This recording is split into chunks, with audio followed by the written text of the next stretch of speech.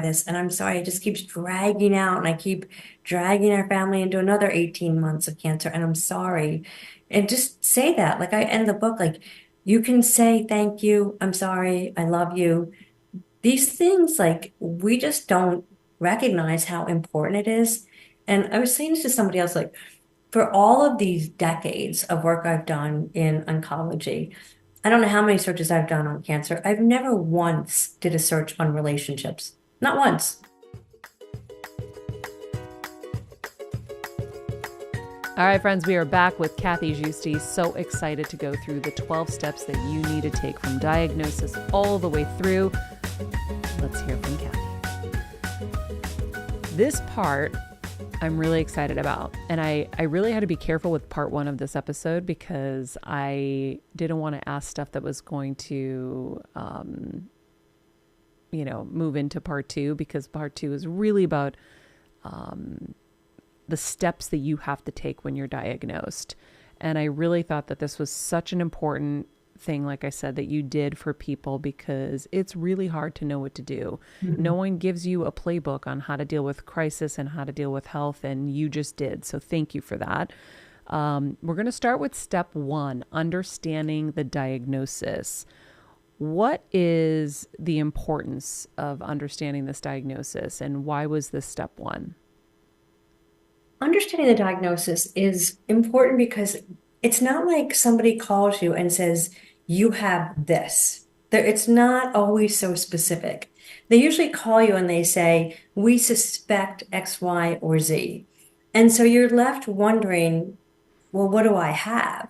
And usually what happens, they have to do additional testing, like in multiple myeloma, they have to do a bone marrow biopsy and look at that and decide whether you really have it. There's other blood tests they do to confirm the diagnosis. So it's really about that confirmatory process where you're trying to be patient. You don't know what you have yet, but you're hearing all kinds of words that are kind of encouraging you to get right to your computer and start doing some research. So how can people educate themselves on their specific type of cancer? So the way to do this is, now what we realize is 60% of patients now get this information on their portal before the doctor does. Yeah, That's I a big do. number. Yeah. So you now what happens is you go in, you're doing some testing. You may not even suspect anything, or you might.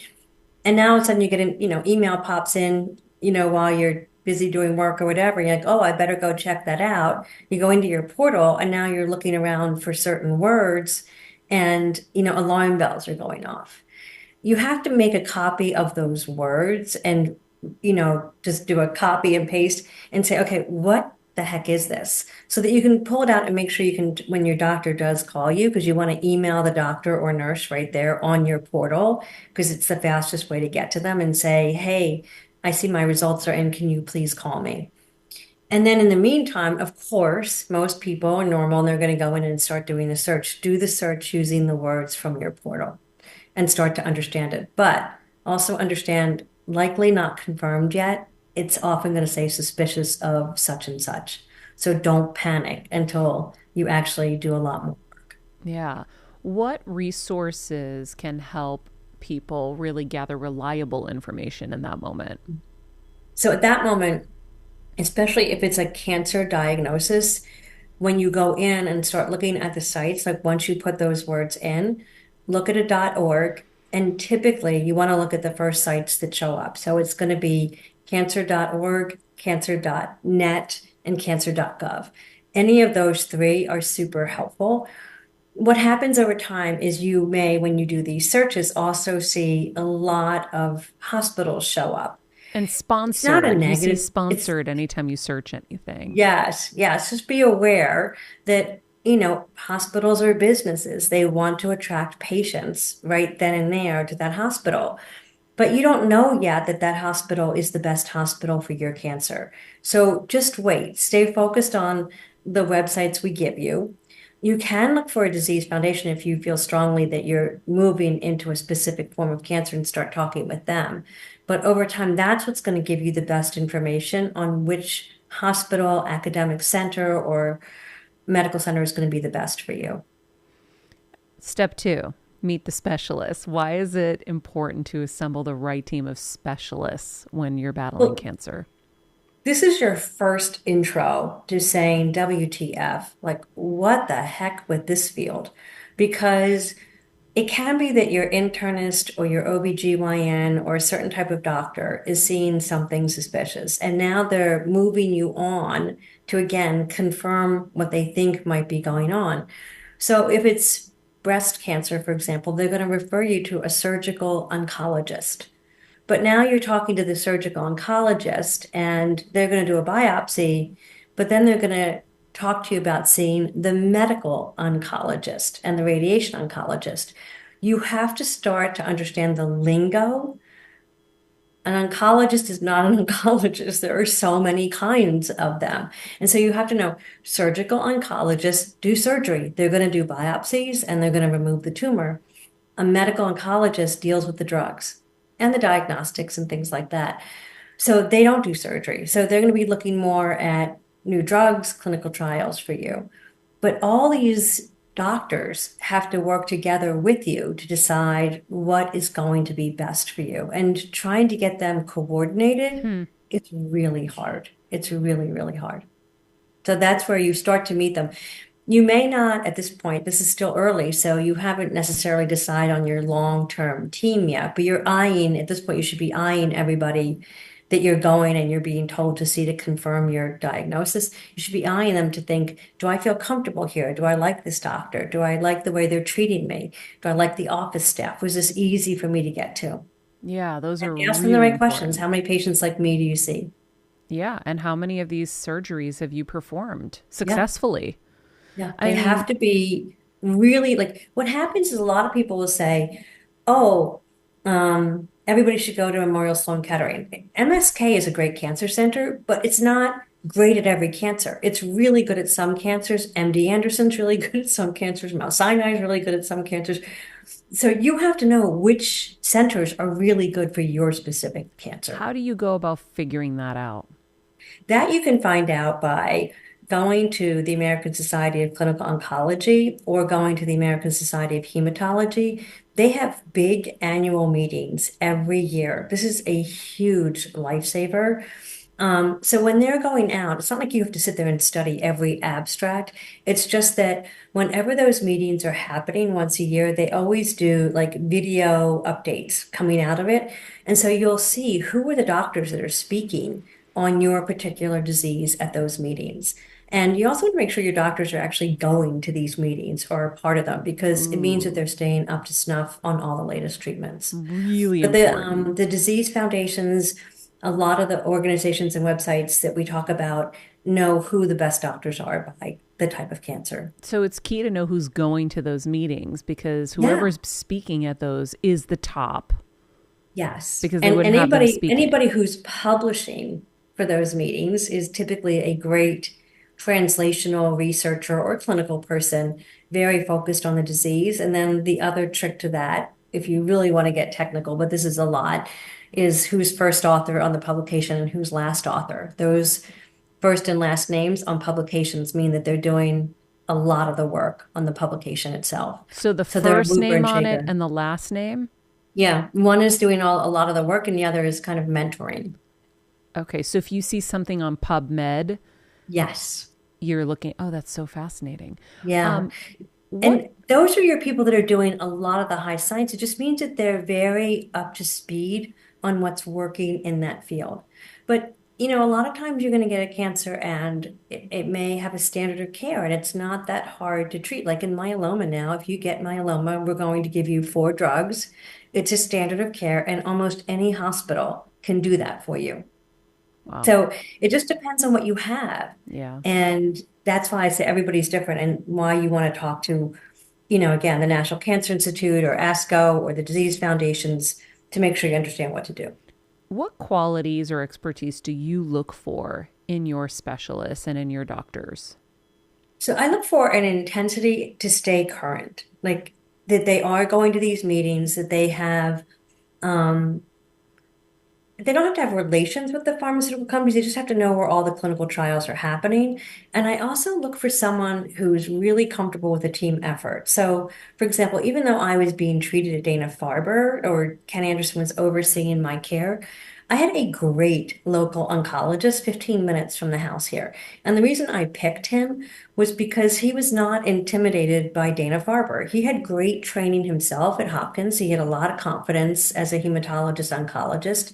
And I felt like he was a great sounding board for me. So it was wonderful. He was convenient. He was close by. It was a good hospital. And he worked beautifully with the academic center. That's really what you want. If you can get a great community team that can execute your care, but you have a great academic that they're working with who's staying super current on the new drugs, that's the best scenario. So, how does that work? I've never actually heard of that before. In fact, I feel Oh, like my best interesting. friend did that back east in Boston. They do kind of stuff like that.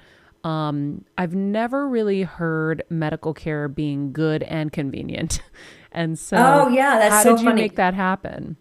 It can, well, I made, I was very fortunate in that the local hospital is good, but and you read this in the book too. Like when I went to this community center, the first hematologist oncologist I saw, I was like, this is not cutting it for me. He was way too laid back for me, not nearly as intense as what I was looking for.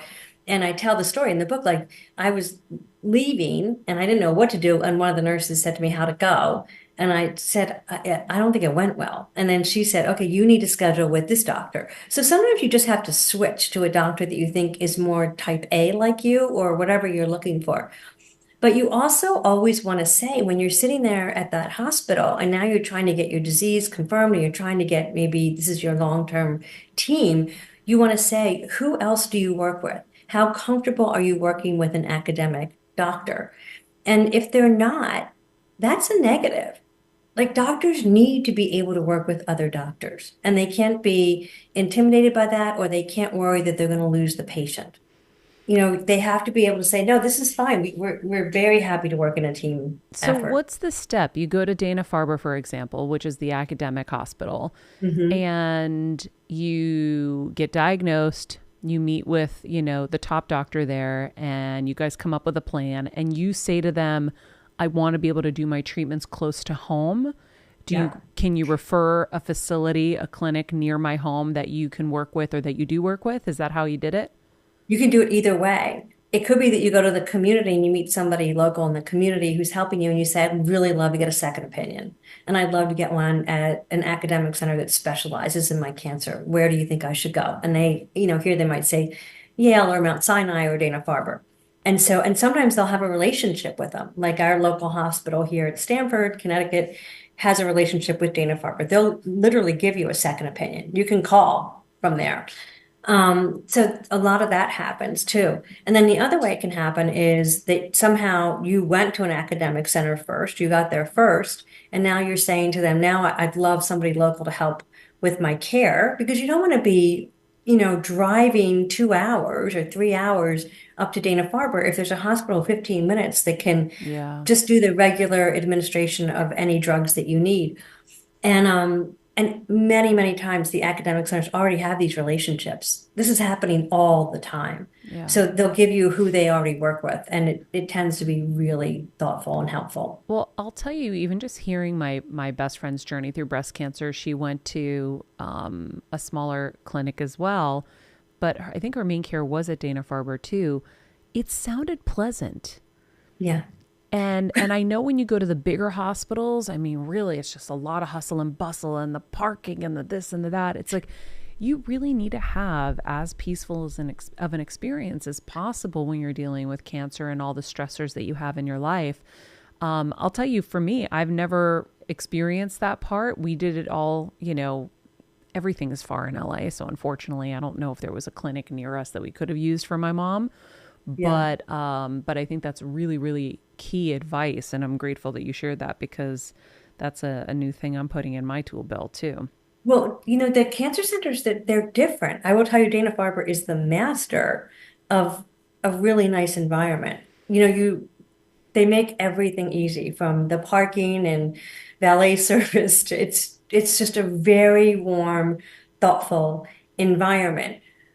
get into New York City, because Hmm. for my breast cancer, I would go to Mount Sinai. Great doctors, great place, but it's busy, it's crazy. And so, you have to say, okay, what am I willing to tolerate for the doctors that I want to see? Mm-hmm. Because sometimes it's a little more work. And then again, you have to follow. Like right now, United Healthcare and Mount Sinai are at odds. So does that mean, coverage is not going to be great? You have to be on your game watching all these things at all times. Step three, rethink what matters. How Mhm. can a cancer diagnosis prompt individuals to reassess their priorities and perspectives on their life?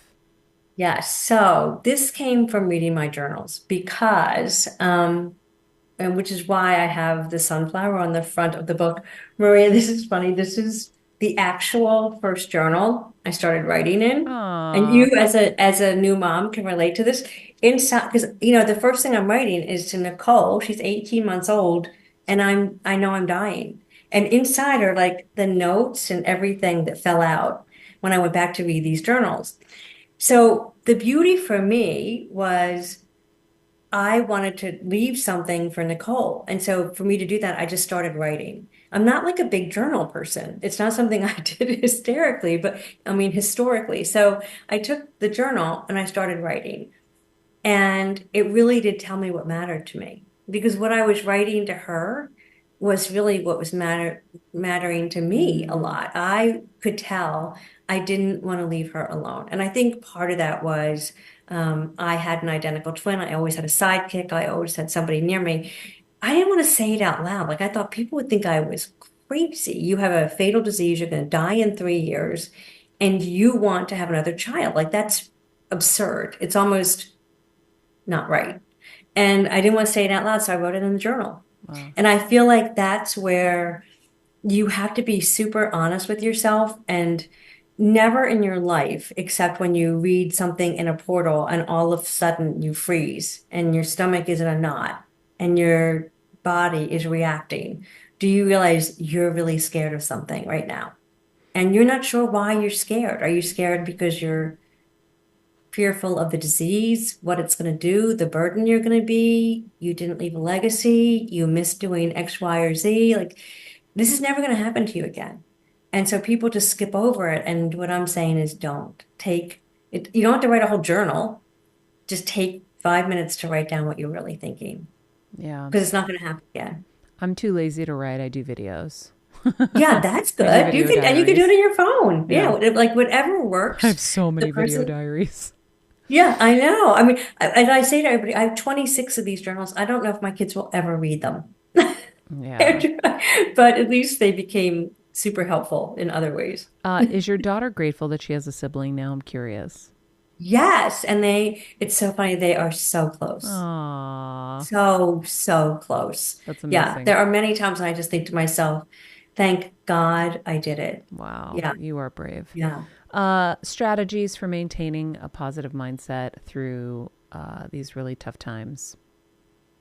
Yeah, so this is where you rely a lot on your family and your friends, and you just have to stay focused on what are you going to get through, what's important in the day, and celebrate those moments and don't be so hard on yourself because you're going to wake up and it's going to seem tough, but one foot in front of the other and just keep moving and let your friends help you. In the book I talk about the band of eight that, really helped me through all of both of my cancers. They've been with me for such a long time, but what a gift I had with them. But, in the in-between times, many things happened to them. And, my joy was being helpful where I could be. Step four, make your action plan. Yeah. So once you've written down kind of, what I was going over, these are your needs and these are your wants. And they're two very different things from the last segment that we did. Now you've got to write it down and then you've got to decide who can help you with it. And you're going to ask those people to help you. If you need help with your children at school, odds are there's another mom at that school that's very willing to help you and it's not going to take her, a lot of extra time just to drop your child off. Or if they're in a sport and there's somebody else on that team. Like these are all things that people are really happy to do. Just be specific and ask them. And a lot of times people will volunteer and then you can ask them, what do you feel like you'd like to do with me? Some people love to cook, others don't. Like, Yeah. use those resources wisely. Yeah, I know that when I was delegating or making my action plan, I knew that the things that made me nuts were the ones I had to delegate. And the Yes. pills made me nuts. I couldn't get them Yeah. right, Kathy. I'm a bright girl. I could not get them right. I was very stressed about them. And so I delegated that out. Yeah. And so I think, there's a list of things that have to be done. It's like maybe there's people who can pinch hit and take you to your appointment, or Right. for me it was like, who can help me, you know, spend some time with my mom. Like some of my friends would Hmm. come and they would do art projects with her, and just make her have some social activities in the Yeah. calendar. And so there's so many things that when you're making your action plan that you have to think about. Like you Hmm. said, it's wants and needs. Wants for your patient, like I want my mom to have social activities. I want someone who can help, or I need someone who can help me with the pills. I would love someone to help me do some research. What are the Yeah. new clinical trials out there? Or you could also have someone research alternative therapies, like what could be great. And so Yeah. if you start to delegate some of these things, and there's always, we always have an array of people in our lives that Yeah. are good at all different things, thank God.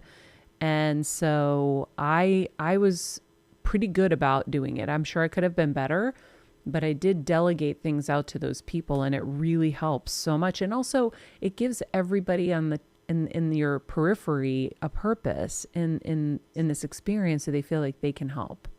Yes, exactly. And you're smart. You were very smart to think, what is it I don't like to do? And Mhm. it's, just adding more stress in my life because you're right. Somebody else might want to take that on. Yeah. Okay. Step 5, get the right team. How Yes. can a patient build a strong support team to help them navigate their cancer journey? Yeah, so this is the part where you've now been through the confirmatory process. You know what you have. You know specifically what you have because, earlier on in the part one of the book, you're just meeting all these medical and surgical oncologists. Now you're figuring out who's your guy, who's your lead guy. And so this really does come back to what kind of treatment do you want? Do you want to be at a place where they're doing translational research, or do you want to be at a place closer to home? So this is where I explain to people the difference between a community center, an academic center, which is a teaching hospital, and then an NCI designated cancer center, of which I think there's 72 now.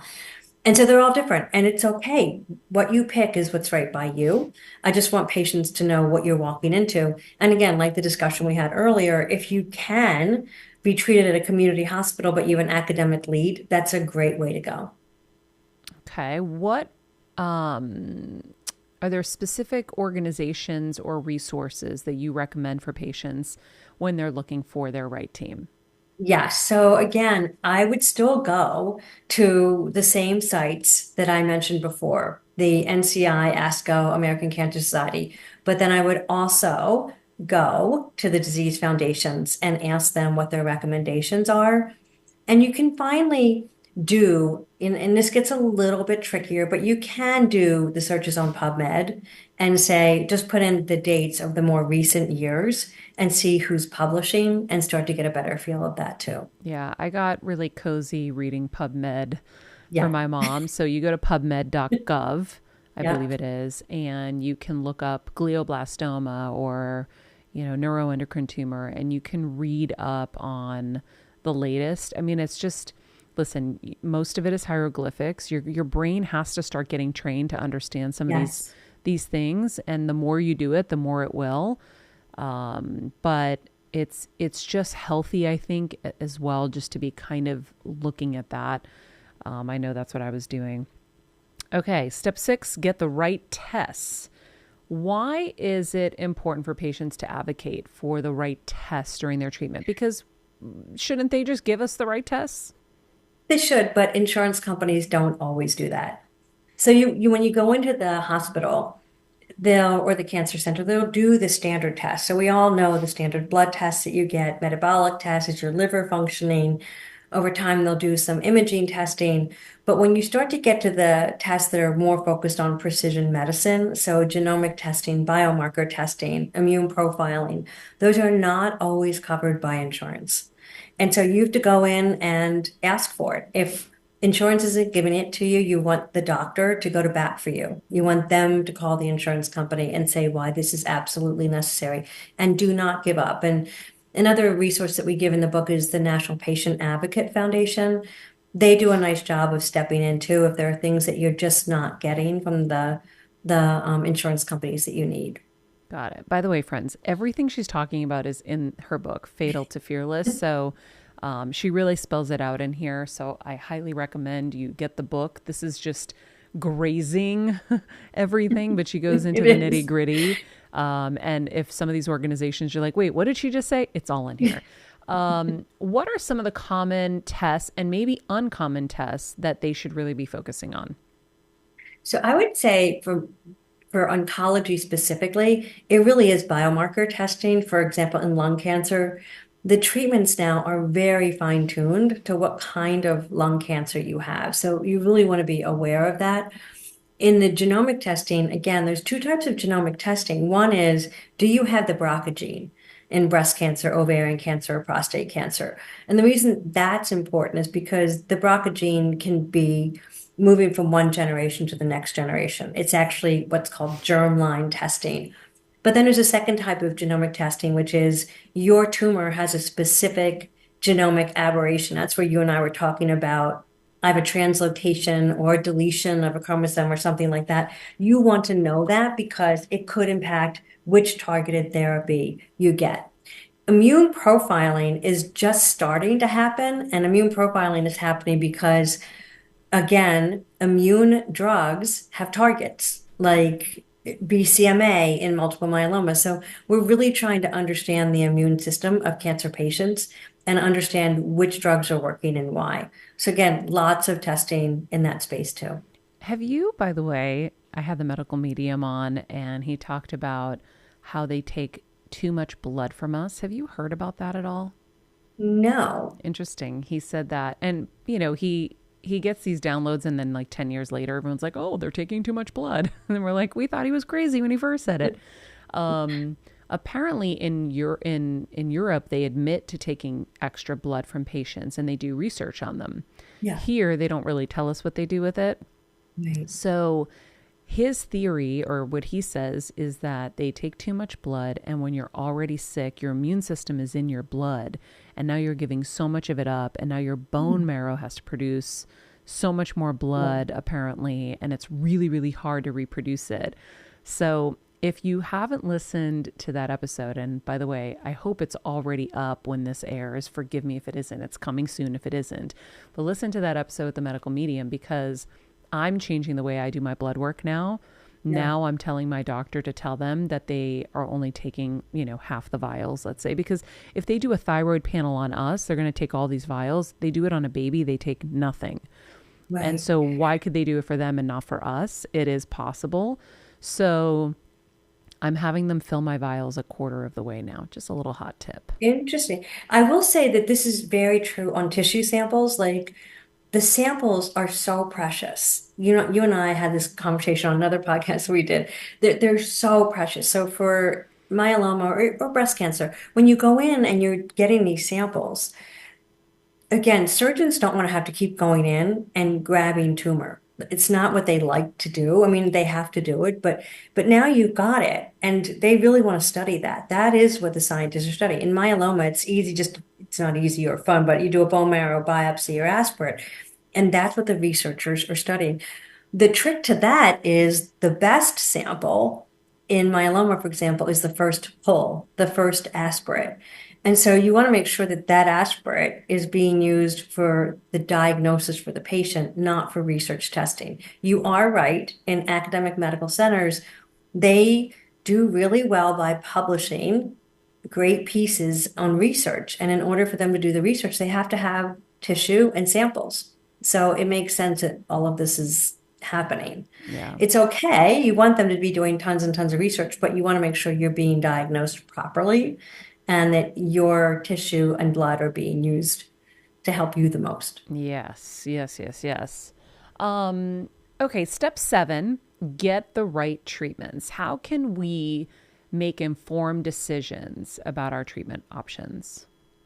The most important thing you can do is understand that there may be a standard of care in your disease, which is always good to know. Like I said to you in multiple myeloma, we start with a 4 drug regimen, and that's important to know because that was something new that came out a while back, and the academic centers had started doing it. Again, they had done some trials and they realized these 4 drugs were better than 3 drugs. But it takes time for that 4 drug regimen to go all the way out to the community and the rural community and everybody out there. It just takes time for the message to get out to everybody. So we always say, you should know, odds are you want to be on a 4 drug regimen in myeloma. The place that we can send people to know standard of care is the National Comprehensive Cancer Network, NCCN, and it basically tells you what insurance companies are covering, which is always standard of care. That's good to know. At least you start there. I want to make sure you're getting that at a minimum. Then you want to know, okay, based off of going to the websites that we recommend, what are some of the new treatment options they're providing? And again, like even coming out of ASH or ASCO or the other groups, they always do these great webinars. I mean, they're half an hour long and they give you a full overview of what's going on in the disease. Listen in and know what's going on because something could be in a phase 3 test and very close to you and you want to get access to it. So that's a big part of the process is go to NCCN, talk to the really strong, trusted groups, but also be aware of what's coming down the pike in clinical trials. Got it. Are there alternative therapies or complementary therapies that you have found helpful during your treatments? So for me, I have not done that. I've stayed true to the drugs I've been on. And I've just done that. You and I have had this conversation before because everybody asks me this question, like, what else have you done? And you and I are similar. Like, I have always eaten healthy. I always have. And every day well, not now because I tore my ACL, but every day I go out for a walk or a run in nature with the dogs and it just gets my mind where it needs to be and every night no matter I try so hard to make sure I get 8 hours of sleep and so those are the things that have worked really well for me as long as I'm feeling well. I haven't really had the need to do anything in addition, but I do understand how that can be helpful to a lot of other patients. Okay. Step 8, know the right trial. I love Yes, this because so this I is feel like these are so hard. I feel like we're guinea pigs and they scare me so much. So there's a lot of different trials. There are the trials that the pharmaceutical companies are doing to get their drugs approved, and those are really helpful because we want to be on, highly effective drugs. And then there are trials that are done by the academic centers where they may be trying to answer a question like, what combination should we be using or how should we sequence that drug or things like that. So, all these trials are really important. The question becomes, and the thing that patients have to know is a phase 1 trial is much earlier than a phase 2 or a phase 3. In a phase 1 trial, when you go into clinicaltrials.gov and that's what you start seeing, they're still trying to figure out the dose. So you could very easily end up on a very low dose of a drug that may not be effective. And that's probably not where you want to go if you're a patient that still has a lot of options left open to you. If you're relapsed refractory and you're out of options, then indeed you might want to do that. So you have to be aware of phase 1, phase 2, phase 3, and you have to be aware of inclusion and exclusion criteria. Are you going to be able to get into that study or not? Because sometimes they can be super strict on who they're letting in or not. Yeah, And it's then like you finally, you can't want to know be in who's if the, you've done this treatment or you can't be in if you've done yes, that. right. Or if you have kidney problems or, other things going on. And then the last thing is you do want to know where is the trial happening? Is it, at a site near you? And who's the principal investigator? Because usually the principal investigator means that that's a pretty smart person working in that disease and could be a good name for you. Okay. Step 9, reset. Again. Yeah. Okay, so a lot of what happens at this point is you're supposed to be done. You ring the bell, you high five, and you're supposed to be super happy and everything's great. And for some patients that happens. It did not for me. I wanted it to happen. And then all of a sudden I found myself in this terrible depression, looking at my sister going, oh my God, what's wrong with me? So you have to be aware that you feel like everybody wants you to move on and you're still scared and you're not ready and you're being really hard on yourself. So there's this reset part of just being kind to yourself. But then there's also this reset part of how did this impact everybody around you?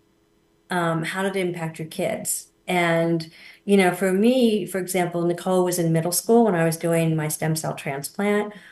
I didn't realize the toll it took on her. Like, that's a tough time anyway, for kids and girls.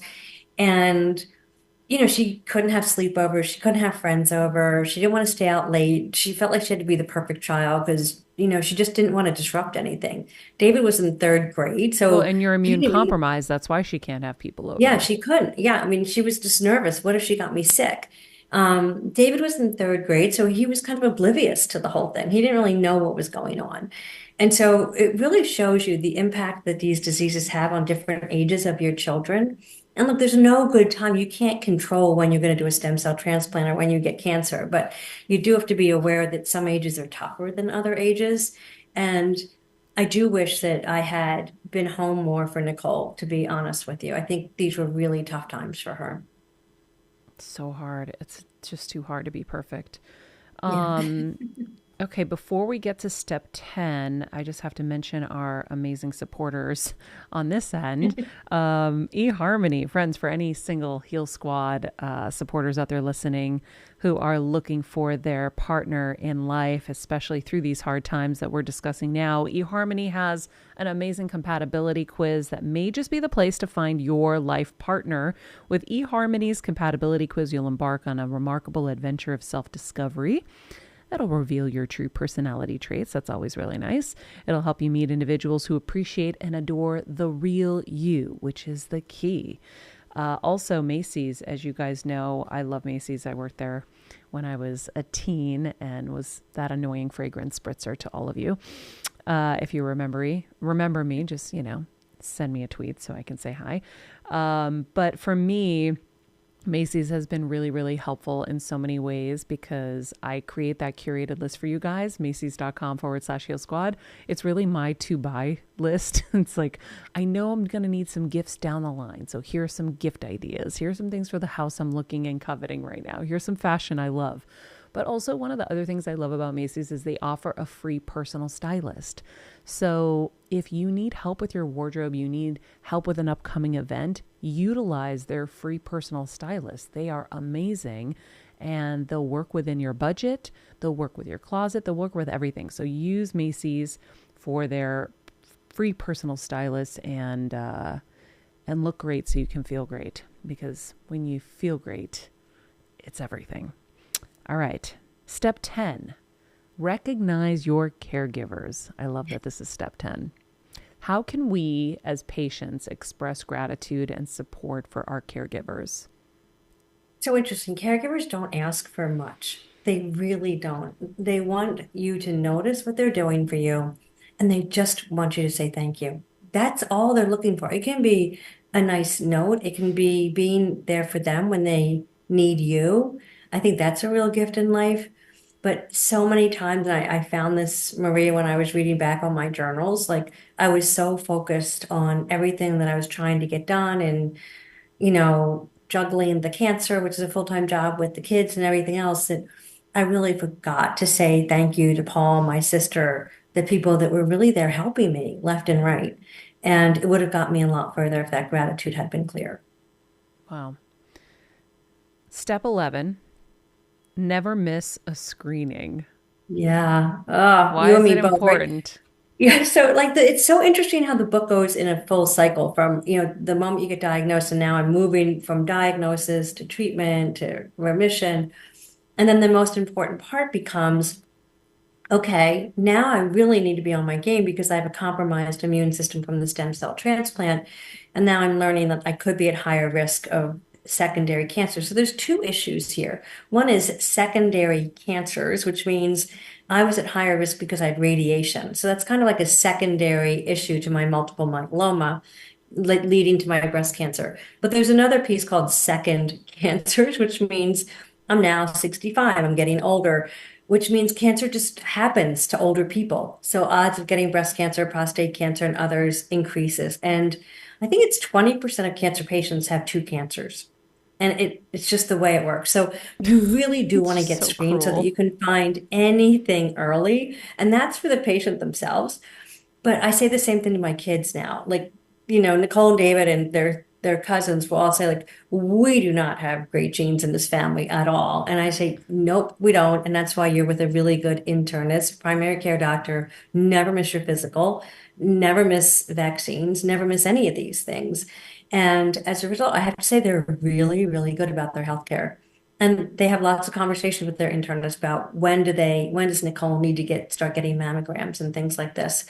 So I think just being really open about everything going on in the family history is critical. Trying not to scare your kids and then getting to a really good primary care is important. How do you keep it all organized? Well, that part was easy. Honestly, God, once I found a great primary care, I could see she was so good. Like they close quickly because their practices fill up. And so I got them in right away. I was like, okay, you guys, we're going. Like you got to get in there. That part's easy. And I will say, thank goodness they still come out and see her, get their physicals done and talk to her all the time. So that part's easy. I think the other pieces, they're adults now. So I don't have to, it's a lot easier now than it was before. They have to take ownership of their own healthcare. I'm Mm-hmm. always there to help them, remind them of things, but they have to take ownership of it too. Step 12, protect your family. How can people take steps to protect their family Yeah. from the So, impact? prevention is the top way to go. Like the best way to deal with cancer is not to get it. And it always surprises me when I go in and read the statistics. Like I think it's 42% of cancers could be prevented. And that means you're not smoking, you're not sitting in the sun, you're reducing alcohol, you have the right diet, you're getting the right vaccinations. And again, you're doing the right kinds of screenings, all of those things. You have to set the tone in your family that all of these things are critically important. And especially if you're at a high risk situation, you want them to know. What advice do you have for patients when they're communicating with their family members about their cancer journey? So I think that especially for moms and their kids, the one thing I learned when I was talking to Nicole and David at different ages was be honest, but don't answer any more than they're asking. So tell them straight, but let them ask the questions and you answer the questions because we tend to go overboard and start talking and it just scares them in a way that they don't need to be scared at all. And I think that was really true. Now, when I was dealing with the breast cancer side, again, let them decide how they want to be your caregivers. Like I was shocked at the roles that everybody decided to take. She just sat and did all the research on everything that I would ever need as a breast cancer patient, right down to like what I could wear to the hospital, what I was going to need because the seatbelt was going to hurt a lot when I was Oh, driving home. Like she thought of everything. And for David, my son, I mean, he came home, he and his girlfriend cooked because they know I'm a terrible cook. So they just cooked because they knew I'd end up getting too thin. We have all these, unlike you, we have all these dogs. I couldn't walk the dogs. And, my husband likes the dog, doesn't love the dog. So like David took them and they just take their jobs and they take it seriously wow. and they're there for you. And I think that's the greatest gift is like, just be honest and say, I feel great. I'm doing fine. And when these infections were going on with my breast cancer and it got to be a really long process, all you can say to them is, I'm so frustrated. I'm really, really frustrated by this. And I'm sorry, it just keeps dragging out and I keep dragging our family into another 18 months of cancer. And I'm sorry. And just say that. Like I end the book, like you can say thank you, I'm sorry, I love you. These things, like we just don't recognize how important it is. And I was saying this to somebody else, like, for all of these decades of work I've done in oncology, I don't know how many searches I've done on cancer. I've never once did a search on relationships. Not once. I'm sure you have. Like you're good at this. I never I did. haven't, And no. so all of a sudden I'm reading these journals and thinking, what's wrong with me? Like, why was I not focused on this more? And then I really did try to study it to say, okay, how can I be more patient? How can I be more thoughtful? How can I make sure I'm paying attention to what they need, not just what the cancer's doing to us? And I think it makes you much more aware of what your relationship should look like, whether it's your family or your friends. And I think it does make you a better person. Yeah. Well, like I said, there's no roadmap for this stuff. So all we know is you get the diagnosis, you have to deal with the emotional part of it, and then you have to actually do the work and survive. Right. And so there's no one telling us about, oh, this is how you should talk to your family, this is how you should do this. So by the way, maybe you went through all of that so that you could share that with us because it's impacting me right now and reminding me of Yeah. how I need to be considerate and think about this stuff in the future.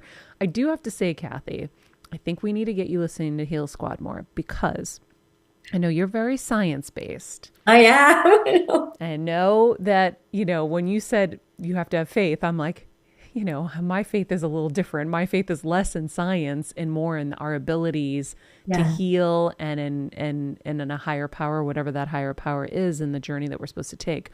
But I want you and your kids to maybe look into a little Dr. Joe. Because do you meditate? No, I'm Okay. so bad. I Okay, but know. Dr. Joe, you're going to love. So I know Okay. my patients, so I know what to prescribe. I'm not going to give you the Okay. woo woo shit. Dr. Joe is science based. His stuff is scientifically backed. He teaches you about quantum physics and the brain, and he will change the way you speak and the thoughts you think so that your reality changes because your Right. thoughts become things. So when you say we have really bad genes in our family, you're going to have really bad genes in your family. Yeah. If you phrase things differently, you'll have different outcomes. It's really powerful when you look into the science of the mind and how capable we are of bringing to reality our thoughts and what we think our reality is. And so I want you to never have another incident again. And I think your next part of your journey really should incorporate a little of this. It's so funny because maybe that is the next part because you're so right. Like the entire part of my life was, okay, we need to cure these diseases. We need to cure cancer. That's all I'm going to do is I'm going to cure cancer, cure cancer. And then all of a sudden, writing the book was cathartic for me because I realized that was great and it was lovely and it was a wonderful purpose, but I wasn't living in the moment and living my life. And so that became the last 2 years of it did change me a lot, just studying the relationship side, what was I doing, and all those things. So maybe this is phase three for me, Yeah. Maria. Maybe it's moving myself I think to an so even better because place. because I'll tell Yeah. you, like, when I talk about you, I tear because you're such a gangster. Like you were in the pharmaceutical world, but you literally took on multiple myeloma and have literally started this foundation, saved your life, saved countless others, and you are ferocious. And we Thank need you. people like you. And you did really put yourself at high risk Hmm. to do all of this because it takes so much out of you to be able to do all of this. So we need you, but now we need you longer. And I Right. think that what got you to Egypt won't get you to the promised land. So sometimes we have to change our game a little bit. And I Yeah. feel like it would be really, really great to have you just look into Dr. Joe a little bit. Okay. I promise. And I think it will bring you another level of healing that is going to then spread to the family and then they'll all end up doing it too. It's That's good. yeah, it's really good. So you're going to do Dr. Joe All Dispenza. right. His Okay. I'm course in. online is called The Formula. You're going Okay. to love it. But in the meantime, I love you and I love your book, Fatal or Fearless. I think that this is a must read for everyone. I don't say that often, guys. I really don't bring anybody on here that I don't love, and their books I always love, but this is literally like a Bible for your journey through cancer. And I really, really think that if you love yourself and you love others, you'll have to get yourself a copy. So, Kathy, as always, such a pleasure. I love you. Thank you for all I you do love you for too. So everybody. fun.